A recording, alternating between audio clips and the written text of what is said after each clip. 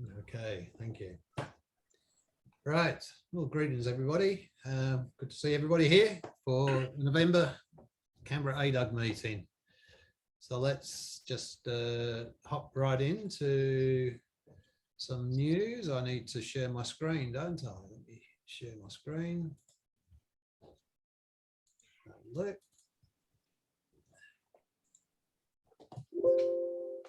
And okay. All right, so we start off with some news. Just a quick run round of some news items we may or may not have seen. This one caught my attention from IT News. So the New South Wales has banned the police from accessing QR code check-in data. Now this sounds like a good thing, and yeah, I thought of newsworthy. Apparently, this has been the case in other states as well, and other states of WA, and I think Victoria has also brought in some legislation similar to this. So I thought that was good.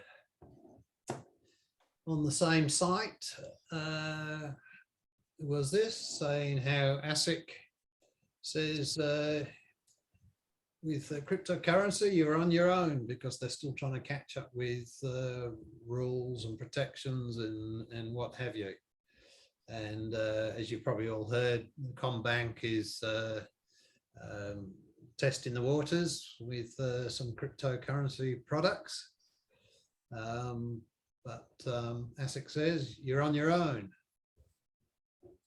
But then on ZDNet, Jane says it's not a fad, and you know, let's keep going. So she's the Financial Services Minister, and that's what she thinks.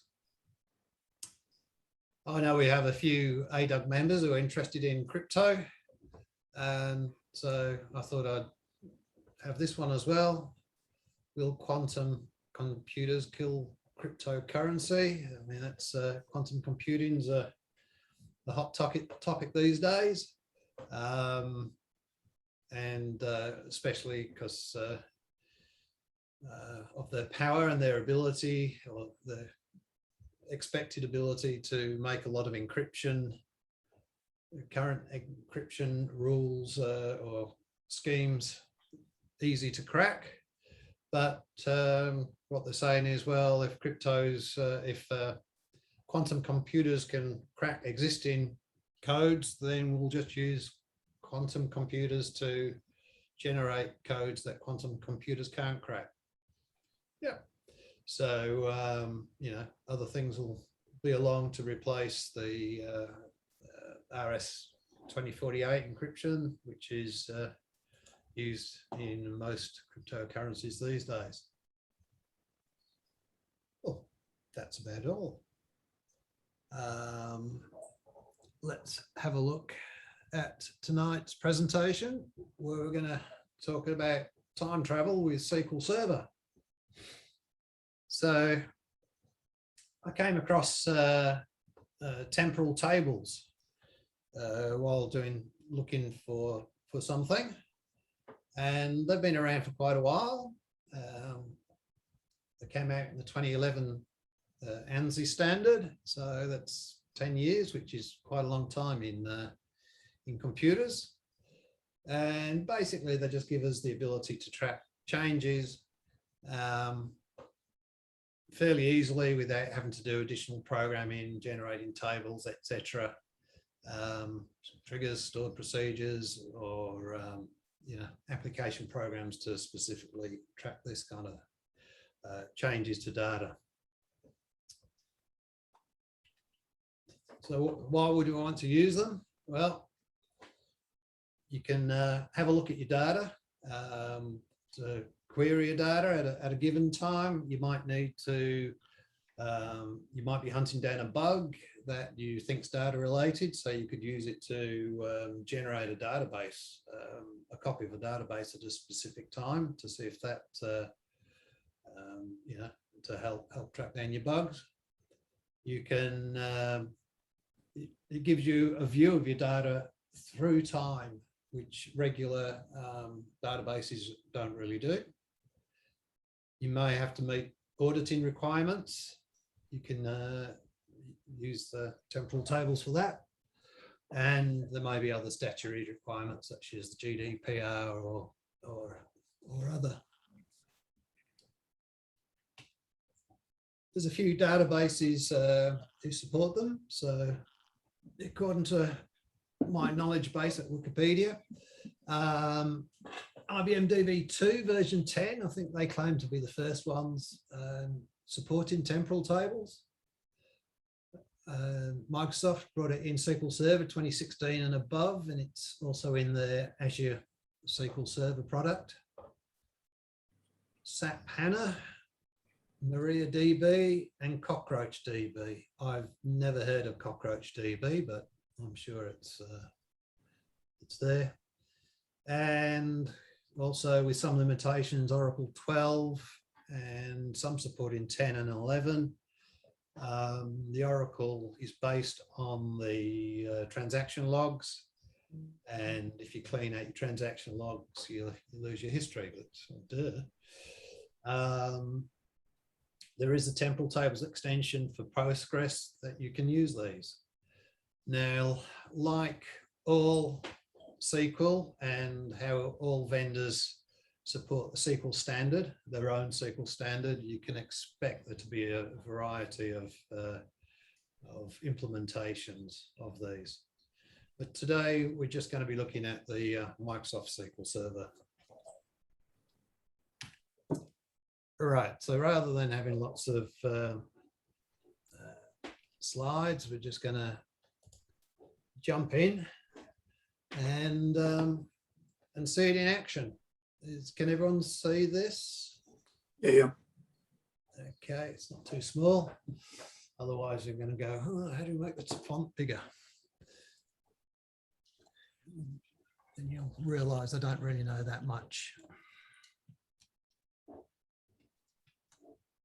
So I'm going to use the power of cut and paste.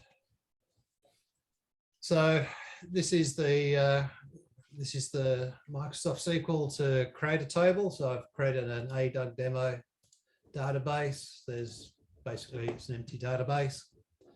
So pretty much as you would do normally, you create the create fields that you want. And with this, we've got a primary key. Now, with Microsoft, that's one of their requirements for temporal tables is you've got to have a primary key. It makes sense. And then there's a couple of extra columns, a start time and an end time. Now these can be hidden if you put in the hidden keyword, which means that you don't normally see them. I don't see any reason why you wouldn't necessarily want to see them. And you have this period for system time, and you're basically saying, I want to use these two fields for tracking versioning, with system versioning on. And I'm saying create a history table with some checks. If you don't define a table name, then it'll generate something that'll be probably ugly and not very likable. And let's just go slightly. I'm sure you've all used SQL Server, but I'm just going to create the table without a regular table, which is, basically the same table, the same data fields, and just a primary key. So now if we run a refresh, we'll see we've got two tables.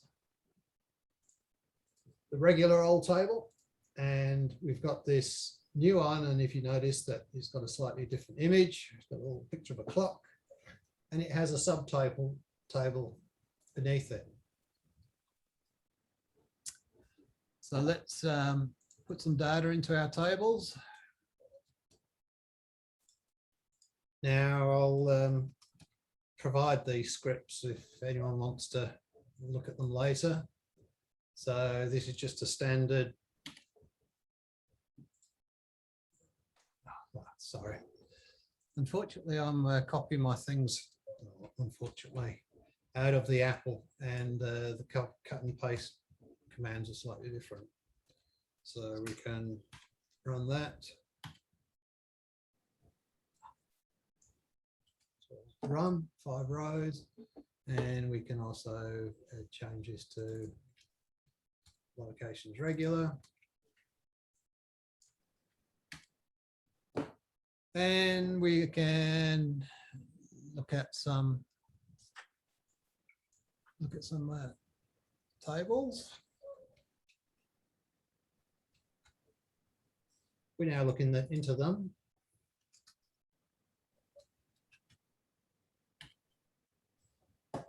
You can see the regular table just as the regular table as you'd expect, and this is our temporal table with some start times and an end time. So the start time is obviously when we inserted them, and the end time is sometime before the sun melts. I'm going to sort of stop looking at the regular tables because we all know what a regular table should be. And let's go over here and paste. If we look at this locations history file, we can see that's empty at the moment. But it's basically got the same, it's got the same columns as the parent table, the main parent table. Location ID, location name, start and end time.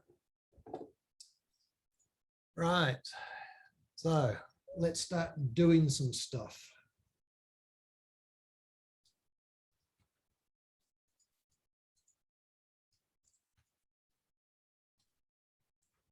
So we're going to correct the city name from Wollonggong to Wollonggong, which is, you all spotted my deliberate mistake, but we're very polite. And while we're at it, apparently Unawup is not a real place, so let's get rid of that one as well. And let's have a look at what our 2 tables now look like.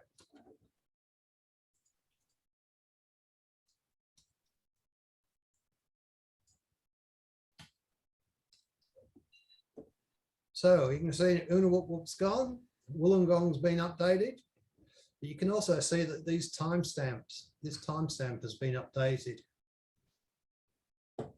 We can also see in this locations history table that this record was active between this time and this time. So that's that time here when it was changed, and Unawup only existed between this time and this time. Pretty straightforward. So let's start doing some queries, some temporal queries.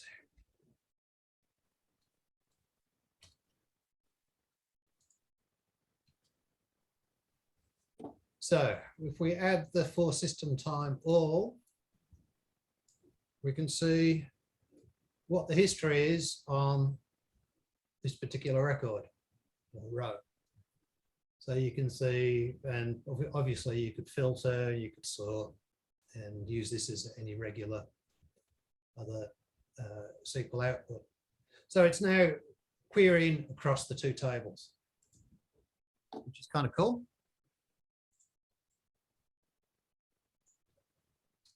Moving right along.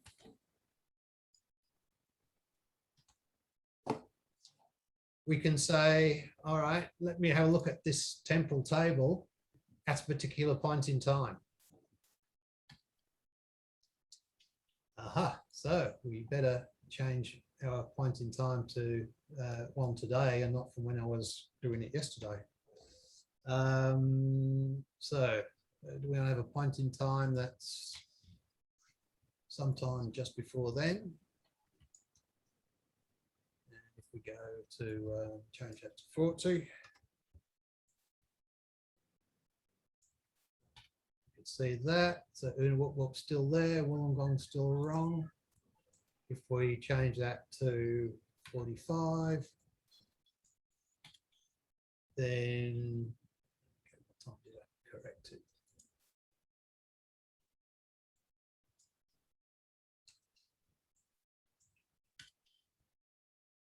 Wollonggong's corrected and whoop's still there because it wasn't until a few seconds later that I deleted that. So you get the idea. We can see what the database was at a specific time, or that table was.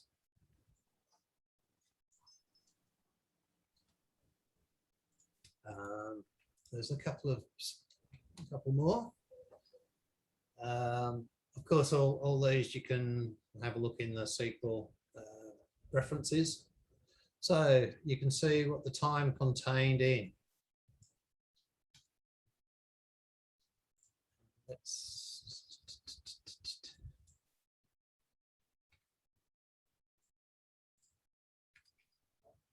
So this is actually telling us the changes, the records within this transaction file, well, sort of history file, for this time frame.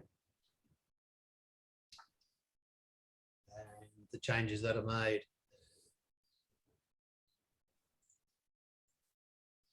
Or you can, if you say between, change that as well. I think these could be dates or timestamps. So it depends on how fine you want to be looking at. It's going to give us all the changes that have been made, which include out of both tables. So you can see Wollonggong's in there twice. Sorry, yeah. Row 1 is in there twice, and Unawup, which is only there, but it's only there for a short while.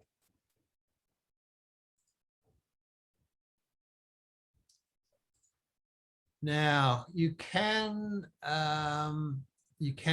change your data, your table schema, if you like. You can do that. So I'm going to add a new column to my table. I'm going to say whether the location is active or not, and it like that. So again, if we just sort of have a look at our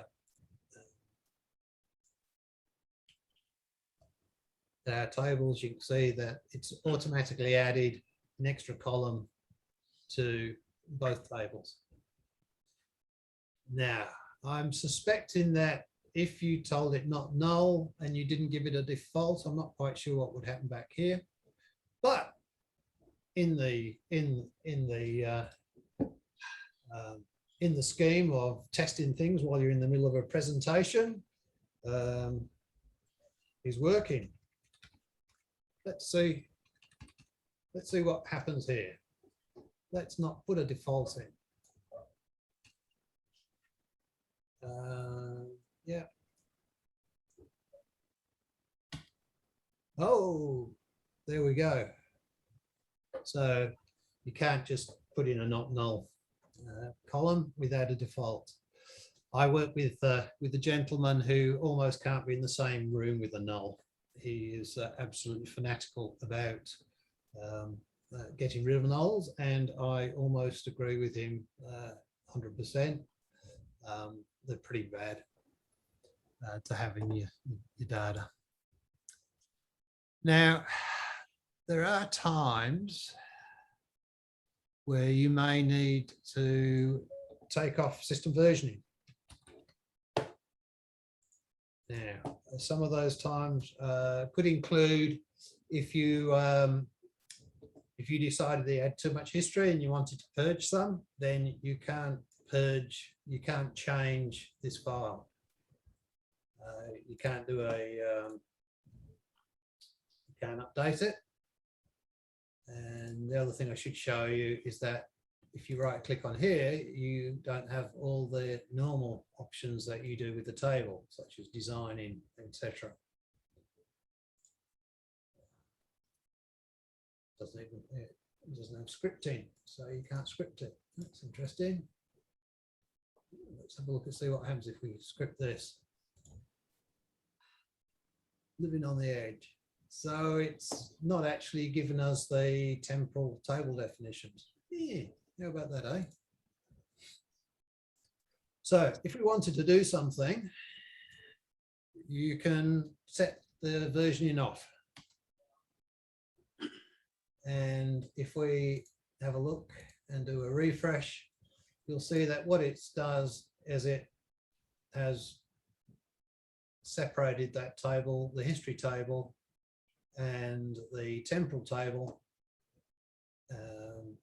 into two normal tables that we can do what we like with, as we would any other regular table.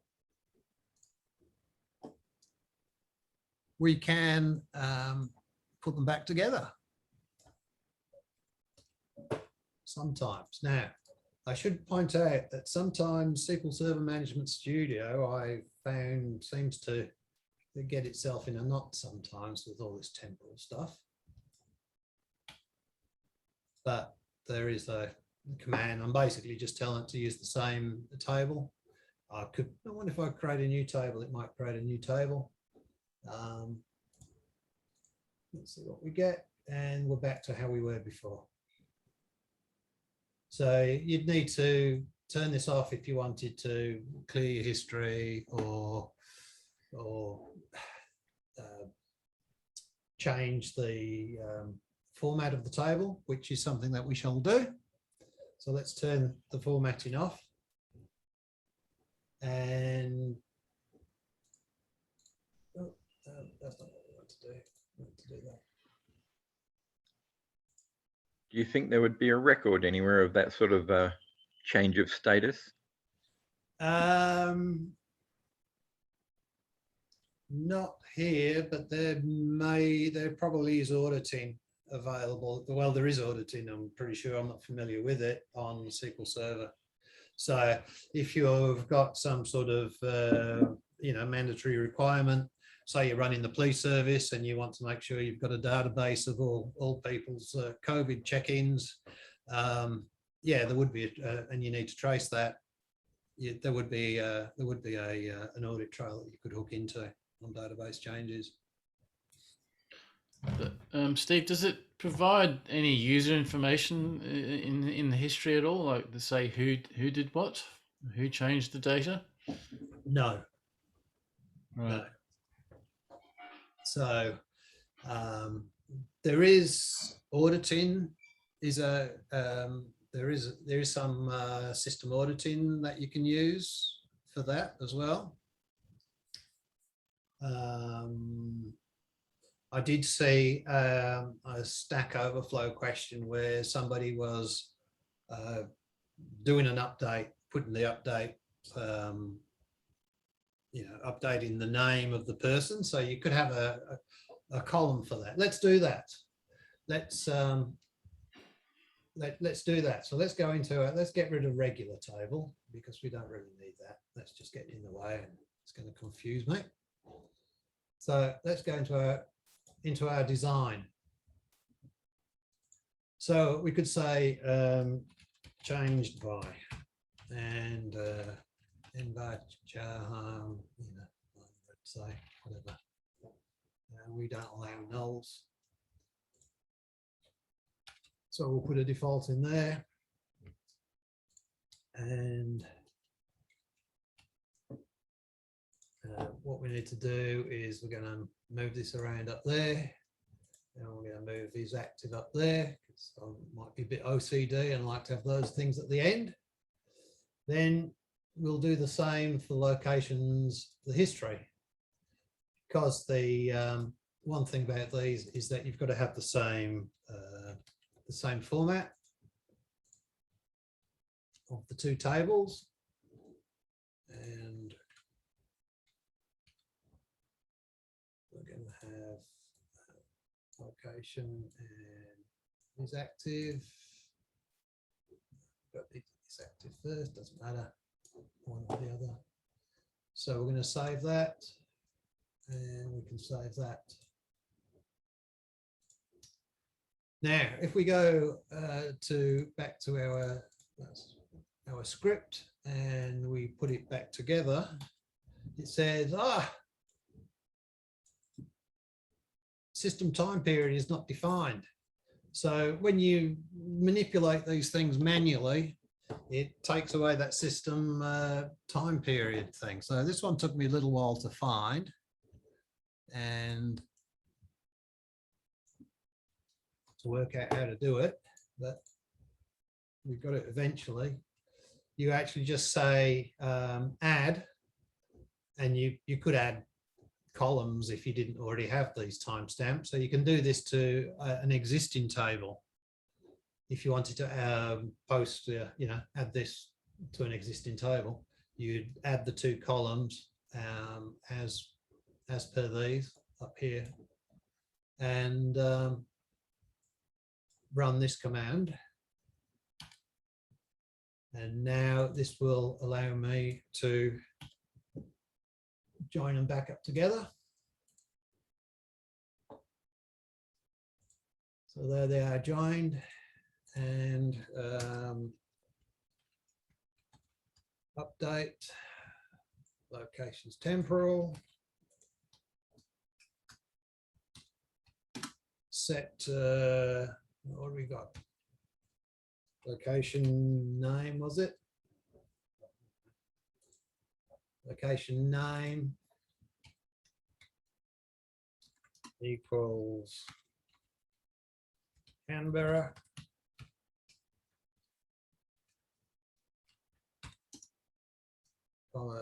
Changed by equals Steve. Where location ID equals 3. So on's that. Now let's start having a look at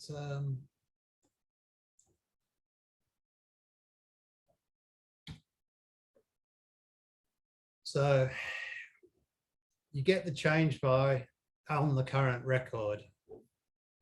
You'd get the previous change by. Well, that was interesting. Canberra already was 3. My goodness. Was that lucky? Canberra South, I don't know.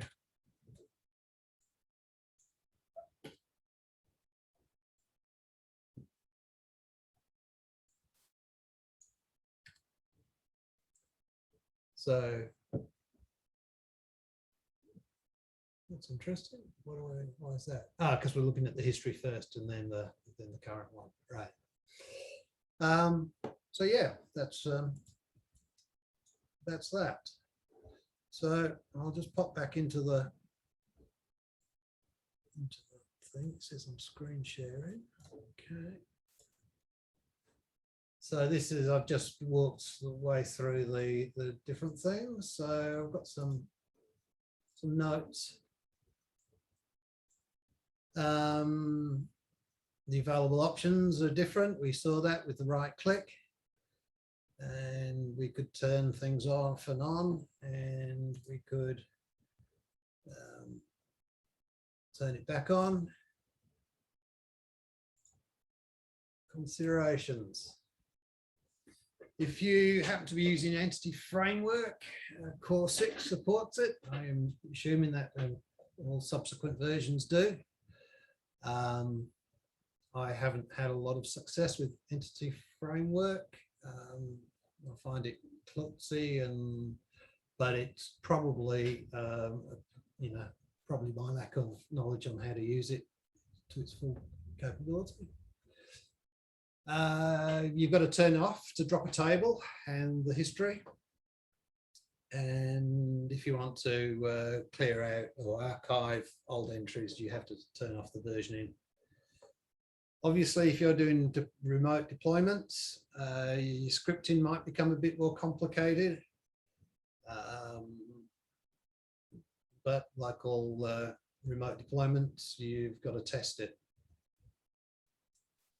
The main table must have a primary key, and the start and end columns can have to be date time too, and they can be hidden, and both tables must have the same format.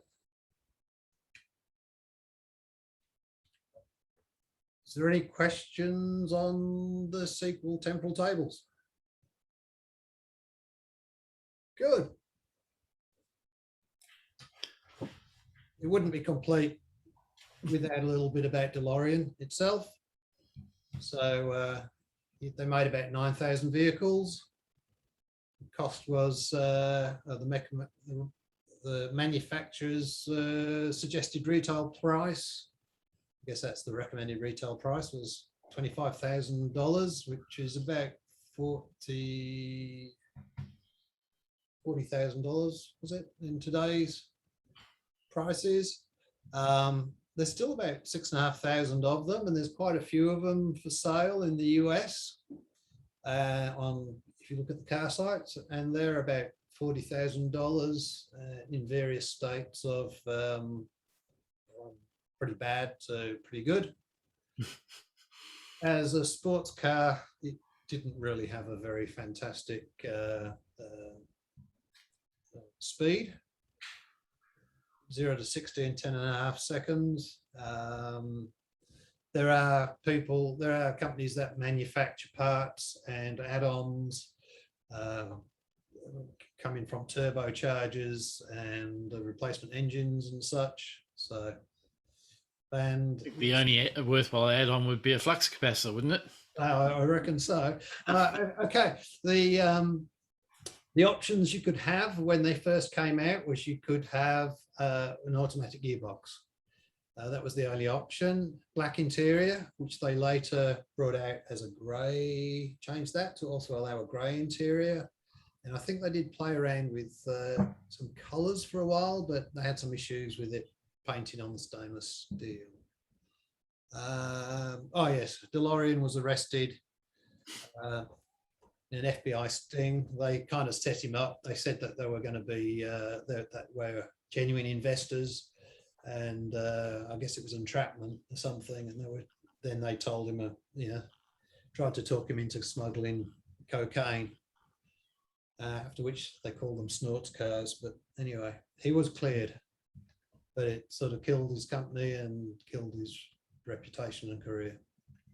I think he was a ex-General Motors engineer. So here's some references you can look at if you have to get insomnia. Google, Stack Overflow, always the best. And of course, the Wikipedia DeLorean article. There's a good documentary on DeLorean on Netflix, I think it is. Uh-huh. One of the streaming services. I watched it a few months ago. All right. It's quite interesting. Yeah. A good idea. A car that never rusts.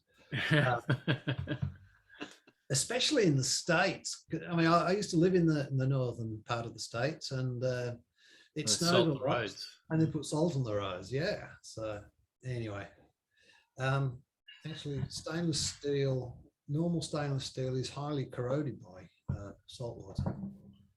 So what they use in ships is a special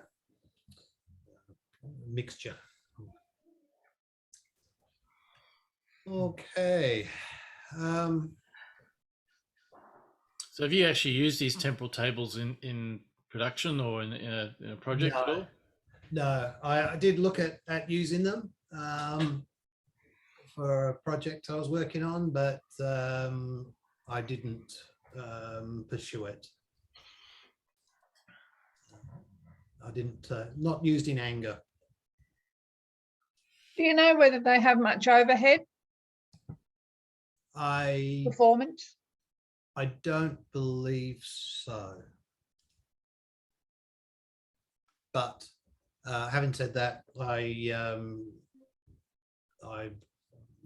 really don't know the answer to that. I mean, I can't give you a detailed answer. Performance is always one of those wiggly questions. So I'm sure the standard performance answer is it depends. But yeah. It depends. If you need it, then it's, look, the alternatives, if you need that capability, is to write your own stored procedures or triggers or what have you. And that in itself is extra maintenance and is going to have an overhead. So if you need it, you need it. And it's just something to be aware of. Well, I was thinking about it from an auditing point of view. I guess you know, the lack of user, like user information in the actual Temporal database itself, or a table rather, is kind of a limitation. But then also, the reality is these days nobody's doing client server where people log in with their database login. You're generally going through some sort of application server that's, it's a single login basically from the application server to the database server. So the user information is not that useful anyway. Yeah. So, you'd probably just be writing your own audit trail type thing. I know in Continuo, we looked at doing an audit trail, and it's actually there, but it's not used because you have to go and remember to put all the code in everywhere for doing the recording the changes and what changed and who changed it. And it's actually quite laborious, to do it yourself. Yeah. Yeah. Well, in the in some of the projects I've worked with, you have some sort of API front end to an API back end to a web front end, and that knows about your user ID, and it calls a stored procedure that does the updates, and part of which is passing the user ID. Yeah. Which isn't to say that somebody's managed to connect to it with their Access database and starts updating things, so it doesn't protect you from that. But yeah.